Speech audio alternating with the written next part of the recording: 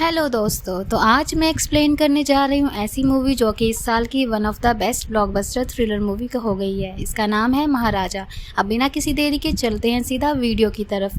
तो कहानी की शुरुआत चेन्नई से होती है, जहाँ पर महाराजा नाम का एक व्यक्ति को हम देख पाते हैं जो कि एक सैलून के अंदर काम कर रहा होता है। महाराजा एक छोटे शहर का मिडिल क्लास व्यक्ति है जिसके परिवार में उसकी बच्ची ज्योति है, जिसे वो जान से भी ज्यादा प्यार करता है।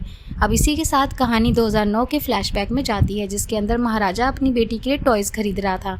उसकी पत्नी और बेटी उस टॉय शॉप के सामने वाले घर में ही बैठे हुए थे, जहां से वो अपनी पत्नी से उसकी पसंद का टॉय दूर से ही पूछकर उसे खरीद रहा था कि इतने में ही एक लॉरी रोड से डिस्बैलेंस होकर उस घर के अंदर घुस जाती है। सीन अब 2023 में आता है, जहाँ पर महाराजा अपनी बेटी के साथ एक अच्छी जिंदगी बिता रहा था। उसकी पत्नी उस लॉरी वाले हादसे के अंदर खत्म हो गई थी, इसलिए परिवार के अंदर महाराजा और उसकी बेटी ज्योति ही बचे हुए थे। महाराजा के घर के अंदर एक लक्ष्मी नाम का डस्टबिन भी होता है, जिसे वो लोग बिल्कुल एक इंसान के जैसे रखते हैं, यहाँ तक कि उसे मंदिर में रखकर उसकी पूजा भी करी जाती है। अब ये बात काफी ज्यादा अजीब होती है, क्योंकि जिस चीज के अंदर कचरा फेंका जाता है उसकी पूजा करना बहुत ही अजीब बात थी। खैर, महाराजा की बेटी ज्योति 10th स्टैंडर्ड में होती है, मगर जिस क्लास में बच्चों का ध्यान पढ़ाई पर होना चाहिए उस वक्त ज्योति का मन स्पोर्ट्स में लगा हुआ था। इस वजह से सभी टीचर्स उसकी कंप्लेन किया करते थे और स्कूल के अंदर उसे काफी ज्यादा पनिशमेंट मिला करती थी। मगर उन सभी के बीच उसकी एक स्पोर्ट्स टीचर होती है जिसका नाम था आसिफा, जो कि हमेशा ज्योति को सपोर्ट किया करती थी। अब एक दिन होता ये है कि ज्योति की बहुत ज्यादा कंप्लेंट्स होने पर स्कूल के प्रिंसिपल ने ज्योति और महाराजा को अपने ऑफिस में बुलाया था, जिसके चलते प्रिंसिपल ज्योति को डांटने लगता है। लेकिन आसिफा ज्योति को बचाने के लिए एक और बच्चे को प्रिंसिपल के सामने पेश कर देती है, जिसके चलते प्रिंसिपल ने सबके सामने उसे थप्पड़ मारा था और फिर वो ज्योति को वापस से डांटने लगे। अब महाराजा ने ज्योति को बहुत ही ज्यादा प्यार से पाला पोसा था, इसलिए वो ये सब सहन नहीं कर पाता। उसने प्रिंसिपल को ज्योति से माफी मांगने के लिए मजबूर कर दिया था। अब प्रिंसिपल को ये लगने लगा कि महाराजा बिना माफी सुने जाएगा नहीं, तो उसे मजबूर होकर ज्योति से माफी मांगनी पड़ती है। अब महाराजा का अधिकतर समय ज्योति के साथ ही गुजरता था। अब एक दिन ज्योति ने महाराजा को ये बताया कि उसे स्पोर्ट्स कंपटीशन के लिए स्कूल की तरफ से बाहर जाना पड़ेगा।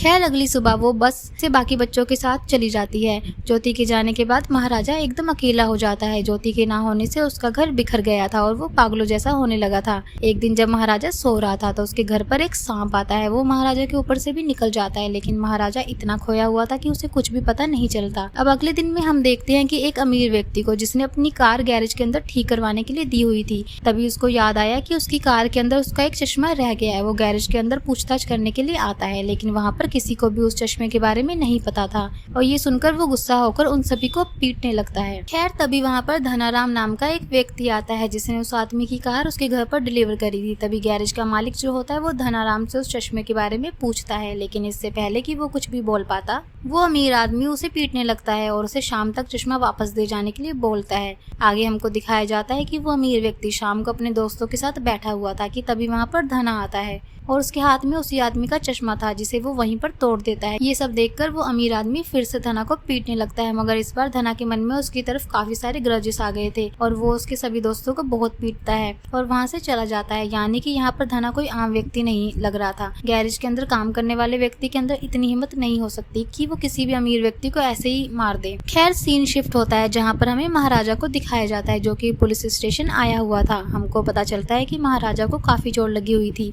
तभी वहाँ का इंस्पेक्टर नागाशिवम उसे वहाँ पर आने का रीजन पूछता है, जिस पर महाराजा ये कहता है कि उसकी लक्ष्मी चोरी हो गई है, जिस पर वो पुलिस वाला रिपोर्ट बनाता है और उससे पूछता है कि लक्ष्मी उसकी कौन थी। इस पर महाराजा बताता है कि वो असल में उसका डस्टबिन है। ये सुनकर नागाशिवम का तो दिमाग हिल जाता है। वो उसका मजाक बनाने लगता है और उसे वहाँ से जाने के लिए कहता है, मगर महाराजा सीरियस था और ये बोलता है कि जब तक उसे लक्ष्मी नहीं मिल जाती वो कहीं नहीं जाएगा। अब इंस्पेक्टर को इस बात से गुस्सा आ गया था और वो महाराजा को पीटने लगता है और उसे जबरदस्ती बाहर निकालने की कोशिश करता है, मगर महाराजा वहाँ से टस से मस नहीं होता।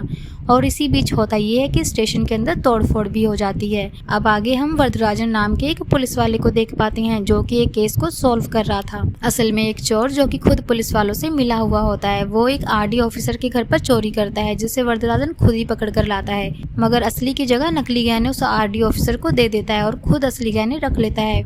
वो पुलिस स्टेशन जहाँ पर महाराजा आया हुआ था वो वरदराजन के ही अंडर में था। जब वरदराजन वहाँ की हालत देखता है तो वो महाराजा से उसकी कंप्लेन के बारे में पूछता है। इस पर महाराजा बताता है कि जब वो काम से वापस घर आया तब 3 चोर पहले से उसके घर पर थे, जिन्होंने उस पर हमला किया और लक्ष्मी को ले गए। अब वरदराजन भी महाराजा से पूछता है कि लक्ष्मी है कौन। इस पर वो बताता है कि वो उसका डस्टबिन है जो कि उसके लिए बहुत ही ज़्यादा कीमती है।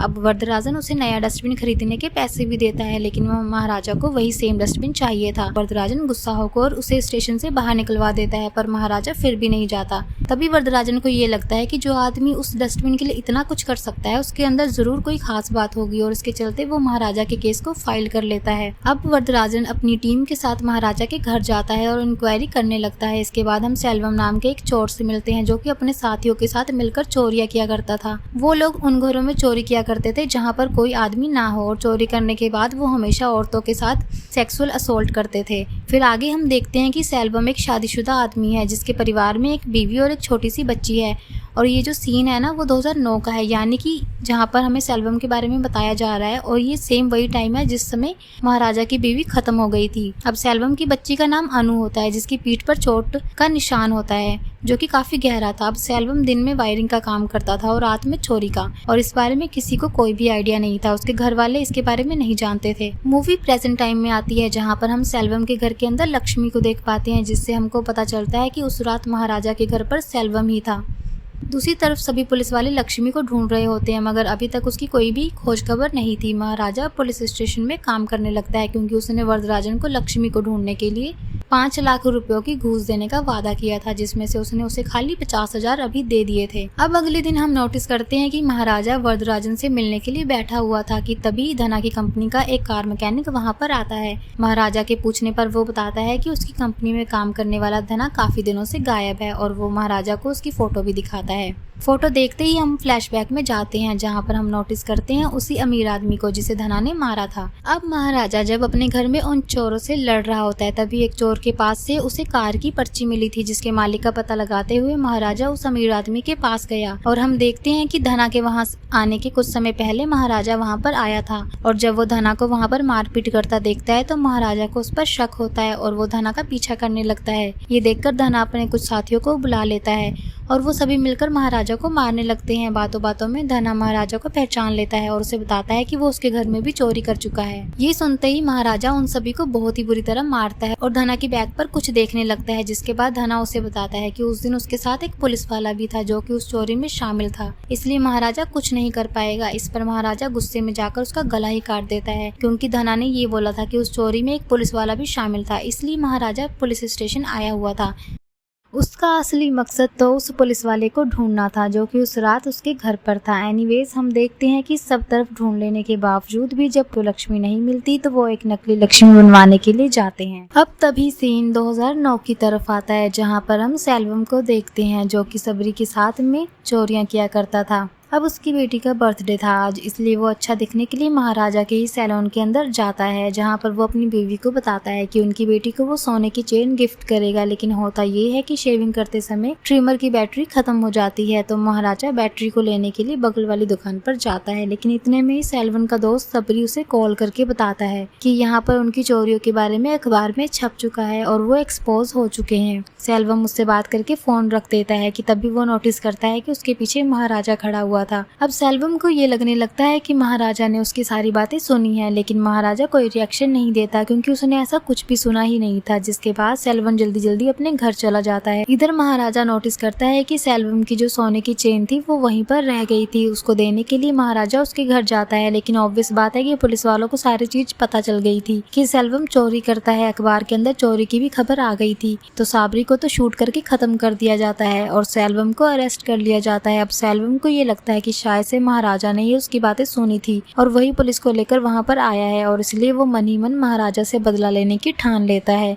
लेकिन यहाँ पर महाराजा तो खाली उसकी चेन लौटाने आया था। अब मूवी प्रेजेंट टाइम में आती है और हम देखते हैं कि नकली लक्ष्मी यानी कि डस्टबिन बन चुका होता है, मगर यहाँ पर चोर कौन बनेगा, जिस पर वरदराज ने ये सोचता है कि हमेशा की तरह किसी पुलिस के आदमी को चोर की तरह पकड़ लिया जाएगा और बाद में उसको छोड़ देंगे, क्योंकि वो पहले भी कई बार कर चुके थे। इसलिए यहाँ पर नल्ला शिवम को ही चोर बना दिया जाता है और वरदराजन महाराजा को कॉल करता है और उसे एक बार फिर से पुलिस स्टेशन जाकर अपनी कहानी बताने के लिए बोलता है। अगली सुबह महाराजा पुलिस स्टेशन आता है, फिर से कहानी सुनाने लगता है। यहाँ यहाँ पर कहानी का एक बड़ा राज सामने आता है। महाराजा बोलता है कि वो रात 10 बजे अपने घर पर आया था, पर असल में वो घर पर आया ही नहीं था, बल्कि ज्योति घर पर आई थी, जहाँ पर वो चोर पहले से ही छुपे हुए थे, जो कि 3 लोग थे, जिसमें से एक वो पुलिस वाला भी था, जो कि अभी महाराजा के लिए लक्ष्मी को ढूंढ रहा होता है, यानी कि नल्ला शिवम। जी हाँ, और दूसरा था सेल्वम, जो कि जेल से छूटकर महाराजा से अपना बदला लेने के लिए आया था। और यहाँ से हमको पता चलता है कि अभी तक जो भी सेल्वम के बारे में बताया गया था वो सारी चीज पास्ट में हुई थी, यानी 2009 में, और प्रेजेंट में वो खाली अपना बदला लेने आया था। अब ज्योति इन सारी बातों से अनजान अपने घर पर कपड़े बदल रही थी, जहाँ पर ये तीनों उसको देखते हैं। फिर वो उसके साथ में गलत काम करते हैं और महाराजा के आने से पहले भाग जाते हैं। ज्योति की बहुत ही बुरी हालत हो गई थी। इधर वरदराजन जब उस पुलिस वाले को ये कहानी बताता है, यानी कि नल्ला शिवम को, तो वो डर जाता है और सेल्वम को तुरंत ही कॉल कर देता है। अभी तक नल्ला शिवम को ये लग रहा था कि महाराजा को कुछ नहीं पता, मगर अब उसे डर था कि कहीं लक्ष्मी को ढूंढते हुए वो ना पकड़ा जाए। अब इधर सीन फिर से पास्ट में जाता है, जहाँ पर सीन उसी रात पर जाता है जब महाराजा अपनी बेटी के लिए स्पोर्ट्स शूज लेकर घर आ रहा था। तो घर आकर वो अपनी बेटी को इतनी बुरी हालत में देखकर शॉक्ड रह जाता है और उसे तुरंत ही हॉस्पिटल लेकर जाता है। ज्योति की हालत काफी खराब होती है, जिसे देखकर महाराजा काफी ज्यादा दुखी हो गया था और वो बहुत ही ज्यादा रो रहा था। ज्योति अपने पिता से ये कहती है कि उसके साथ ये सब करने वालों को वो ढूंढ कर लेकर आए, और उसी के बाद से महाराजा इन तीनों चोरों को ढूंढने लगता है। फिर अब कहानी में प्रेजेंट में दिखाया जाता है कि वरदराजन और उसकी टीम उस रात के सीन को रिक्रिएट करने के लिए महाराजा के घर जाती है, जहां पर वो ये सब कर ही रहे होते हैं कि तभी महाराजा एक बहाने से सभी पुलिस वालों को गले लगाता है और तभी उसे नल्ला शिवम मिल जाता है, जिसकी बैक पर चोट का निशान था। और महाराजा समझ जाता है कि ये वही आदमी है जो कि उस रात उसके घर पर आया था और ज्योति के साथ गलत किया था। अब इससे पहले कि महाराजा कुछ कहता, वरदराजन बोलता है कि वो उसको नहीं छोड़ेंगे। इस पर महाराजा को कुछ भी समझ में नहीं आता। असल में यहाँ पर हमको ये पता चलता है कि जब धाना की मौत हुई थी तो उसके बाद यहाँ पर बात वरदराजन को पता चल गई थी कि केस में हो क्या रहा था। उसने पूरी चीज यहाँ पर सर्च करी। वो डॉक्टर के पास गया था, जहाँ पर उसे पता चला कि महाराजा की बेटी ज्योति के साथ में गलत काम किया गया था और वो पहले से ही जानते थे कि महाराजा सब कुछ जानता है। इनफैक्ट वो तो इनडायरेक्टली महाराजा के साथ मिलकर उसकी हेल्प कर रहे थे, ताकि यहाँ पर वो उस पुलिस वाले को पकड़ पाए जो कि ये गलत काम करता है। और अभी तक ये सब खाली लक्ष्मी को ढूंढने का नाटक कर रहे थे ताकि नल्ला शिवम को शक ना हो। उसके बाद वरदराजन महाराजा को नल्ला शिवम को मार देने के लिए कहता है और एक वेपन भी देता है, और बाकी सभी लोग नल्ला शिवम को महाराजा के साथ घर में बंद कर देते हैं, जिस पर महाराजा उसे वहीं ऑन द स्पॉट मार डालता है। वरदराजन का ऐसा मानना था कि ऐसे लोगों के लिए कोई भी सजा कम पड़ेगी और वो माफी के लायक बिल्कुल नहीं है। फिर कहानी आगे बढ़ती है और महाराजा को पता चल गया था कि नल्ला शिवम और धाना के साथ में जो तीसरा व्यक्ति था वो फिलहाल एक कंस्ट्रक्शन बिल्डिंग में काम करता है और वहाँ छुपा हुआ है। इसके बाद वो वहाँ पर जाता है और सेल्वम को देखते ही उसे फ्लैशबैक के सीन से याद आता है जब सेल्वम को पुलिस पकड़कर ले गई थी। ये देखकर महाराजा उसे बहुत मारता है। उसे काफी पीटने के बाद सेल्वम उसे ये कहता है कि मैं तो कुछ दिनों में ठीक हो जाऊंगा, मगर तुम्हारी बेटी इस हादसे से कभी नहीं उबर पाएगी। और तभी हम नोटिस करते हैं कि टीचर आसिफा ज्योति को लेकर वहीं पर आती है। तभी ज्योति सेल्वम को एक चेन देती है और बोलती है कि ये चेन वो रख ले,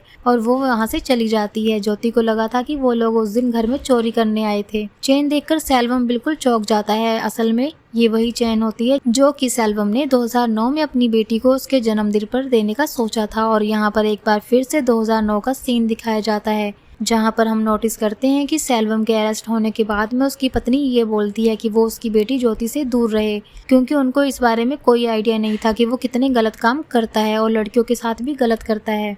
तो ऑब्वियस सी बात है, ये बात सुनकर सेल्वम को गलतफहमी हो गई थी कि महाराजा ने उसे पकड़वा दिया, जबकि उसके बारे में ऑलरेडी पुलिस को पता चल चुका था। तो सेल्वम ने अपने मन में महाराजा के अगेंस्ट ग्रजेस पाल लिए थे और जैसे ही वो जेल से बाहर आया तो उसने ये गलत काम कर दिया। लेकिन शॉकिंग चीज ये होती है कि जब महाराजा वहाँ पर आया था तो वो अपने परिवार को लेकर वहाँ पर आया था। ये वही घर था जो कि हमने शुरुआत में देखा था। महाराजा सेल्वम की पत्नी को वो चेन देता है जो कि सेल्वम उसके सैलून के अंदर ही भूल गया था, मगर सेल्वम की पत्नी उसे लेने से मना कर देती है कि ये भी चोरी की होगी। तभी महाराजा सेल्वम की बेटी के लिए टॉय लेने जाता है। इसके बाद उनके घर में वो लॉरी घुस गई थी। अब इस हादसे के अंदर महाराजा की बीवी, उसकी खुद की बेटी और सेल्वम की वाइफ की डेथ हो गई थी, लेकिन खाली सेल्वम की बेटी बच गई थी क्योंकि उसके ऊपर डस्टबिन यानी कि लक्ष्मी गिर गई थी, जिससे कि सेल्वम की बेटी बच गई थी और इसलिए ये लोग लक्ष्मी की पूजा किया करते थे। उनके लिए वो भगवान से कम नहीं थी। और यहाँ पर हमको ये पता चलता है कि असल में महाराजा की वो बेटी जिसे महाराजा इतने समय से पाल पोस कर बड़ा कर रहा था,